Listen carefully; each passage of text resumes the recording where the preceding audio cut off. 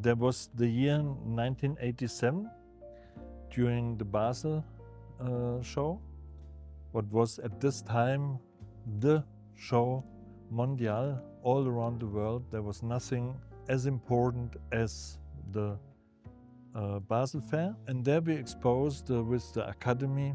It was the first time down there at the very end, because it was given to us, so the space for free is at the very end where nobody is going down.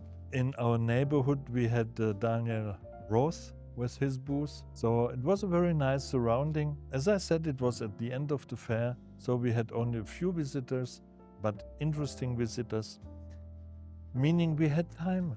We had time to talk, and George Daniels, he looked a little bit around and asked me to explain my clock. I explained him that this shows the position of the moon, that it shows the moon phase, so that we have the sidereal and the synodic moon, and that it shows a potential eclipse and so on and so forth.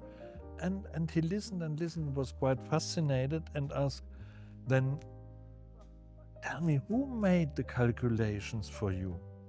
And there I was quite irritated, because it's normal. It was me. I calculated it. And yeah, it had been calculations made by hand. Because at this time, even if the very first computers existed, electronics is not for me. I'm a mechanic.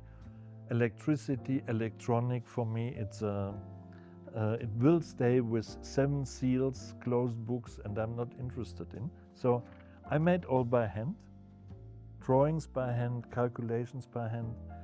And for me it was normal, but I wondered why he was so impressed. And also because I saw in his book that there are also calculations made by hand, at least the result of the calculations. And anyhow, he was really fascinated. Therefore, he wrote the dedication in the book, with congratulations on your beautiful clocks. I look forward to your watches. And this is where we are today. Today we make the watches. He pushed a little bit to have me going on there. And what is nice, that a few years ago I learned why he asked that question. Because apparently our nice Mr. George Daniels was a good watchmaker, but not as good in mathematics. So he wanted to make the Space Traveler, this very famous pocket watch, he wanted to have a most realistic indication of the moon phase. And that is a little bit tricky to calculate. And therefore he asked the Royal Society if they may not be able to put him in contact with a person, with a mathematician who could help him. And yes, the Royal Society, they knew one, and they brought those two together. And the funny thing is that the mathematician, his name was George Daniels.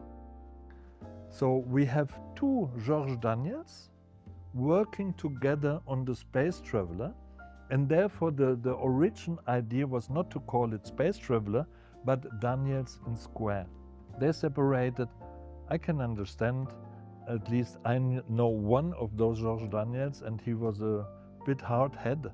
So I can imagine that the other George Daniels and he, that did not work out that well. At least it's proven by the fact that today we know this very famous pocket watch as Space Traveler 1.